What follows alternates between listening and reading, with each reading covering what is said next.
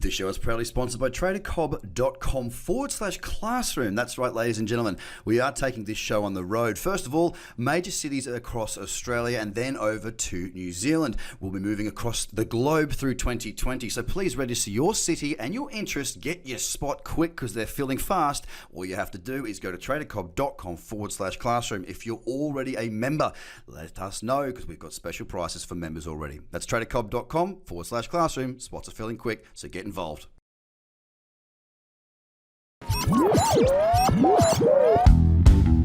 The Trader Cobb Crypto Show, talking business in blockchain.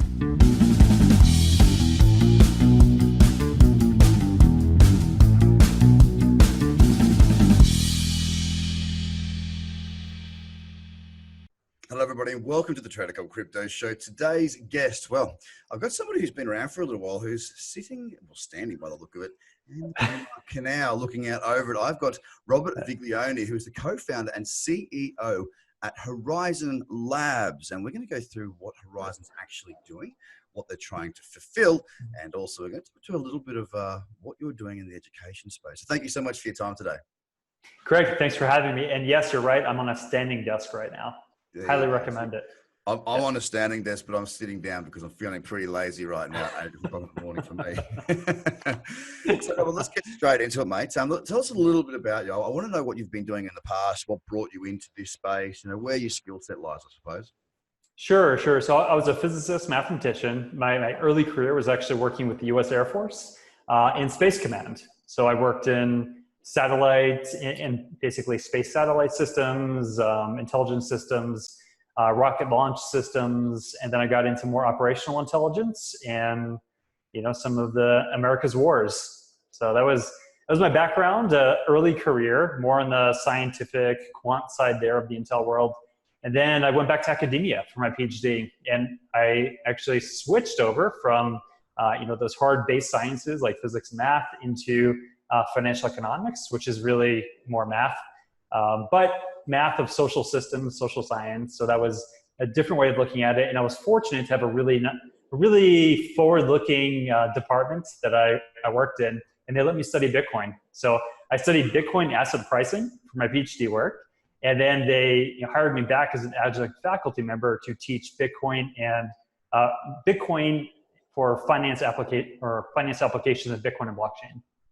Wow, that's pretty intense. So that's the I suppose the early history of Sir Robert. Well, not Sir yet. It's not been knighted yet. Not knighted yet, but I was always hopeful. and then from that academic sort of part. Before I go any further, everyone wants to know: is the world flat? I don't think so. Not been up there yet, though. Yeah, not all the way up there. A lot of commercial airlines, though. True. Okay, now that we've got that out of the way, everyone can relax and take a big, deep breath. So that was your academic part, and a very intense one by the sound of it, very deep analytics and some pretty serious sounding science and math. So then you went into the, as you say, the financial services sector. You did a PhD, or was it on your on Bitcoin? What led from there? So from there, actually, after I passed what I say the hard part, so really passing all the coursework of the PhD, the comprehensives, qualifiers, and all that stuff, I had a little bit more time on my hands, or so I thought. So I started to get involved a little bit more actively in the entrepreneurial side of the industry. Started working for some blockchain startups.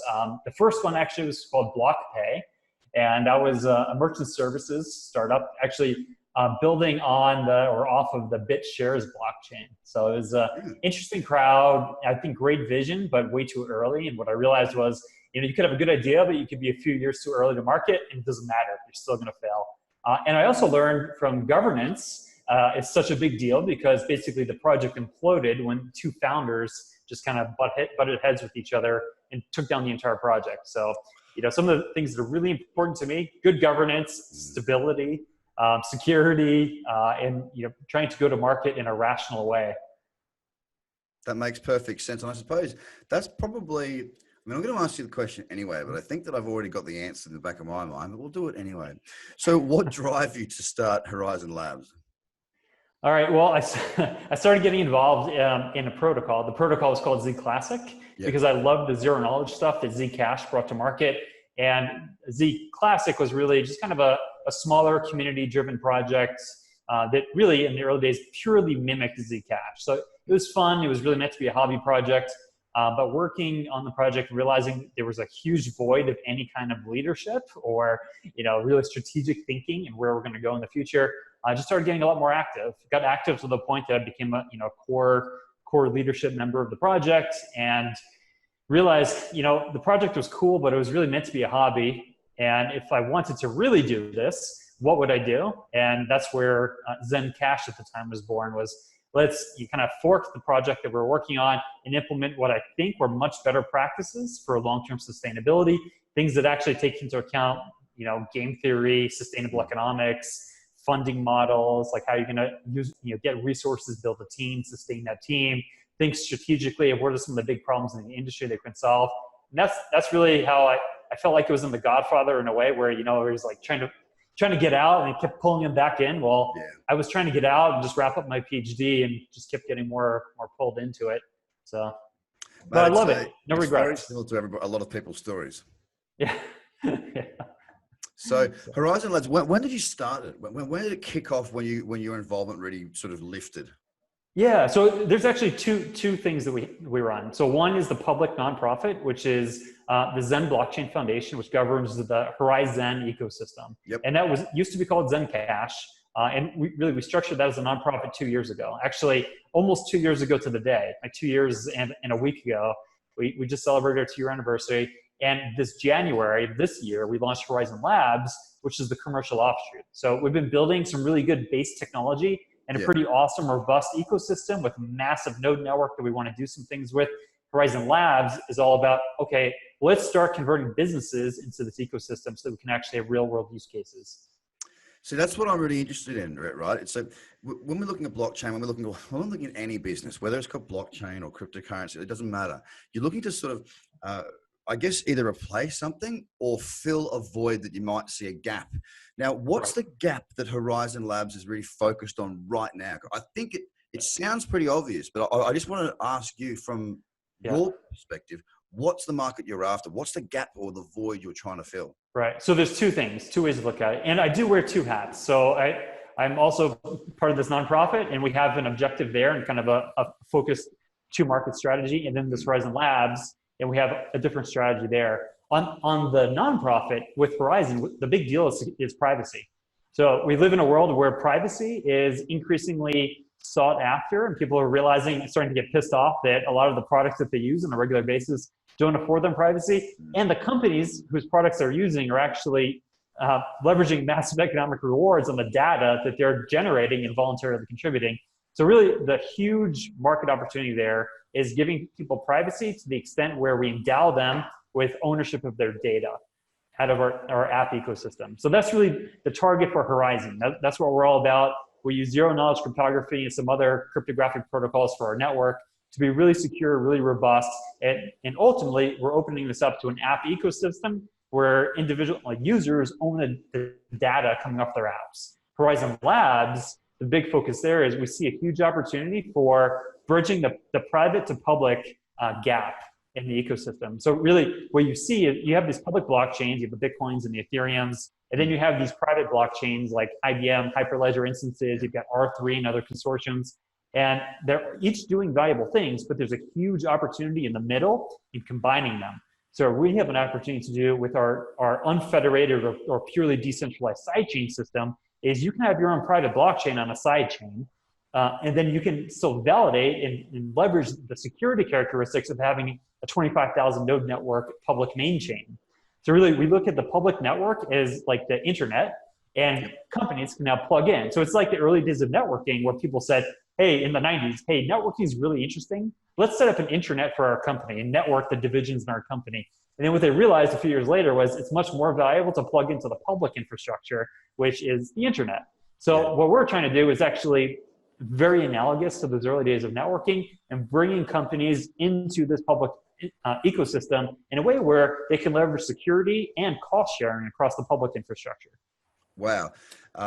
That's a really good analogy too. And like the whole, like people struggle to understand what blockchain is, private and public chains, and the Right. internet's what I use as well. It's like, well, think of the internet when it first started. It wasn't about, oh, I can speak to someone in Russia. It was usually held in a small closed circuit sort of situation, and you would network, as you say, within that little ecosystem that had been created. So what you're saying is you're trying to take these private chains, tap them into the public to access more information, more data, and more security through the private to the public, right? So you're trying to get the positives of both. Exactly. That's exactly right. And it serves a huge need because as one example, if you were to build, say, an exchange marketplace where you've got regulators, you've got brokers, all parties that don't really trust each other. Yeah. And then you've got investors in another part of the world, say some hedge fund in New York that wants to invest in some exchange in, say, a developing marketplace or developer market. They may not trust that exchange to not tamper with data and provide private benefits to certain stakeholders within that small ecosystem. What we provide is the opportunity where you can have a more efficient, exchange environment. You can now plug that exchange into a public infrastructure where the nuance of our sidechain system is you have your own nodes on the private side. Well, you can also open it up to the public if you want more nodes, and there's basically a node marketplace. But the cool thing is you define consensus for your sidechain, and we have proving circuits that basically output a Boolean, true or false. Was consensus met or was it not met? So you can now have all of these public nodes, and we have about 25,000 of them right now, that all of them are trying to find fraud to say, is this circuit output true or false? And if it's ever false, they call the red flag and say, we've identified something that's false, but they don't have to know what the rules are. All they know is that the circuit requirements were met or the consensus rules were met via the circuit. So it's a really elegant architecture where you can have really kind of unbounded, spontaneous participation by anyone in the world to be a monitor of what's going on in your private system without having the details of your private system. So it's brilliant for developing marketplaces, frontier marketplaces, basically anyone with a transparency or trust problem. Wow. And I can tell you are very passionate about it. It's great to see a founder and CEO as passionate because they got to be, right? I mean, how many hours? Absolutely. I love what we're doing. It's the best job in the world. Get our hands dirty. Hey, listen, I mean, regarding all that, I mean, I understand what you're trying to put together. Now, of course, a business needs to have a client. So who are the clients that you have to always in business, the low hanging fruit first, right? You want to show that the product works, show that you can pull it off, and then you'll creep up the tree further. So what have you been focusing on client wise, and what clients do you have?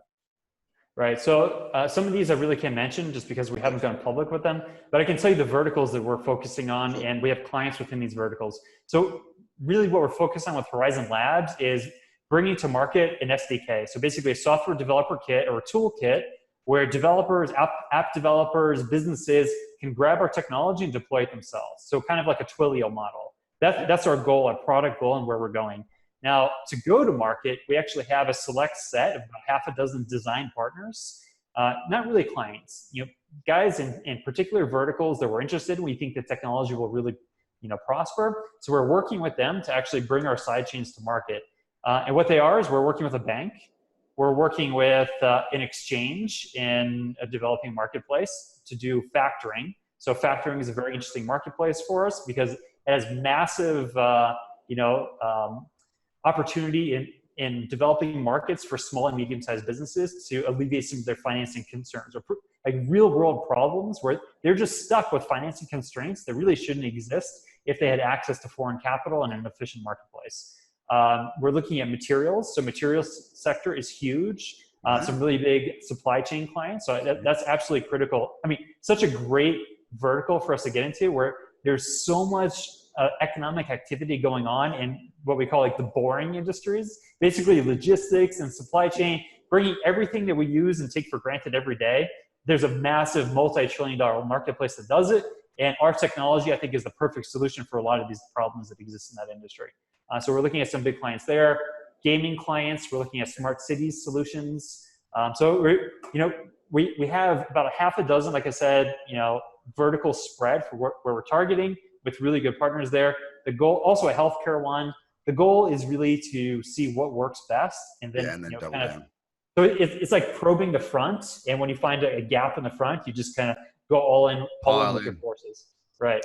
Wow, mate. Look, it sounds quite amazing what you're doing. You obviously got a huge amount of understanding for the tech side of it, and you seem like a CEO and a founder that understands from right in the beginning all the way through to the execution at the end, which is a really powerful thing, and it's going to help you massively, as I'm sure you're aware, in being able to communicate that message across your staff and to your clients at the end of the day as well. But there's more to you than just Horizen Labs. Now, we're going to ask you where we can find out more information about that as well. But we also had a brief little chat at the very beginning around the intro where you talked about Bitcoin blockchain apps in finance. Now, you were doing, I want to know more about what you were teaching in that, how you were teaching it. Like, was that at university? Was that into just tell us about that part of your life as well. Yeah. So I taught a course over 2 different semesters called exactly that, Bitcoin and Blockchain Applications in Finance. It was to an honors program at the University of South Carolina. So that's where I was getting my PhD, and that's where I was asked to teach this course. So really what it was, actually, I based the course, at least the first part of it, on Andreas Antonopoulos' book called Mastering Bitcoin. If you've checked out that one, I highly recommend it to anyone who wants to kind of it provides high-level overview of Bitcoin and the technology, but also it dives into the weeds a bit on some code and getting into the cryptographic primitives, getting into elliptic curves. So we taught all of this stuff. So really the technology foundations of what's going on in Bitcoin in particular. So this was actually really pre-explosion of Ethereum. When was it? So the first time I taught it was 2016. And the second time was 2017. So the second time, Ethereum was a big thing. Yeah. The first time it wasn't. So really, we started talking a bit more about Ethereum and some alternative technologies. But the bulk of the course was really talking about what is blockchain, how does the technology work, how does the cryptography work, what is asymmetric cryptography, and then I got into the economics. So what is the money supply? Can you have variations in total supply, emission rates? What is an optimal money supply path? And then talking about efficient market hypotheses in this domain, because you could imagine that any investor knows ex ante the entire money supply path. So where's all the variabilities on the demand side, getting to some market microstructure stuff, looking at cross-country differences in asset pricing. That was actually my first academic paper, was on analyzing differences in Bitcoin premiums across countries and trying to explain that. So getting to some of the stuff, talking about governance issues, and then thinking from the perspective of an investor, how would you build efficient portfolios in this space? Looking at portfolio theory of constructing portfolios, like blended portfolios of crypto, stocks, bonds, real estate, all that kind of stuff. So can you improve? Yeah, I mean, can you improve Sharpe ratios with Bitcoin? Of course. It's not really correlated to any other asset class. So it was a fun class for sure. And I mean, you must have got a lot of, especially that 2016 class. I mean, if these people are sitting there listening, learning, and being involved, I'm going to make the assumption that many of them also got involved in the investing side of it. Is that right? I would say so. Probably relatively small scale at the time, but prices were low enough back then where it would matter, right? They might still have 20 left. Yeah, exactly. So I'm not really sure. So actually, my best student now works for us. And that's the benefit of being a professor, is you get to always poach the best talent, so you get to teach them, see how they respond and see how they grow, pick the best ones. So that was probably the best output from it. Well, as an educator, we do the same. We teach trading courses. We teach trading strategy. I've been doing that for 13 years. So I get you, man. Like from within my community, I bring my apprentices through. I train them up. They become part of the team. It's awesome. A win-win-win. But look, Robert, it's been an absolute pleasure speaking with you today. It's truly fascinating speaking to somebody of such an exciting and interesting background, backstory that brought you into this space. I mean, you went from something really cool to something really cool. We don't hear that often. So that was really, really interesting. And thank you for your insights around Horizen Labs and also what you were doing there at the University of Carolina, you say. Now, where can we find more information about the projects and yourself? Yeah, so our one-stop shop for all information, come to the website. I mean, really, so horizen.global, and our ticker symbol is Zen. So you see, we changed the spelling of Horizen to horizen.global. Also horizenlabs.io if you're interested in the commercial aspects of what we're doing. And then really, we have a very active community. It's a community-driven project on the nonprofit side. So our Discord is where a lot of the action happens. We have a Telegram chat. We've got Reddit, we've got Twitter, all the social media stuff. We actually do something a little unique. Every month, we do a monthly update, which is akin to like a quarterly board review for a corporation, where we have all of the divisions reporting on exactly what they've done and what they're working on. So you can see it's a massively transparent project. You can see exactly what's going on, all the projects we're working on, status for all of them, what we're thinking, the new BD deals in the pipeline, right? So it's a pretty cool, comprehensive thing, and you get to meet our team. So we do that once a month, the first Wednesday of every month, 1 o'clock Eastern time. You can chime in. You can look at the past ones on YouTube. So it's kind of cool. It's like an archive. You can see actually. So my co-founder Rolf and I. Yeah, exactly. 2 years ago we launched, and Rolf and I used to do these things basically on our own, and they were terrible. And now you can see how professional and well organized the team is, because the quality of the output you can just trace over time. Right now, basically the team's nailed it, and I'm very fortunate to just have an awesome group of people that work really well together, like a well-oiled machine. So it's really humbling to see, and I could say we have much better people on the team who explain things than just me. So it's great. I recommend everyone chime in, check it out, and come participate if you're interested. Excellent, mate. Well, guys, you heard it first. Where to find the information, transparency, understanding, and insight into what Horizen Labs and it's Horizen, by the way, Zen, and everything else that these guys are doing. So thank you once again, Robert Viglione. Thank you, Craig. Appreciate it. Lovely to speak to you today, mate. Thank you, ladies and gentlemen. Bye for now. This show is proudly sponsored by tradercobb.com/classroom. That's right, ladies and gentlemen. We are taking this show on the road. First of all, major cities across Australia, and then over to New Zealand. We'll be moving across the globe through 2020. So please register your city and your interest. Get your spot quick, because they're filling fast. All you have to do is go to tradercobb.com/classroom. If you're already a member, let us know, because we've got special prices for members already. That's tradercobb.com/classroom. Spots are filling quick, so get involved.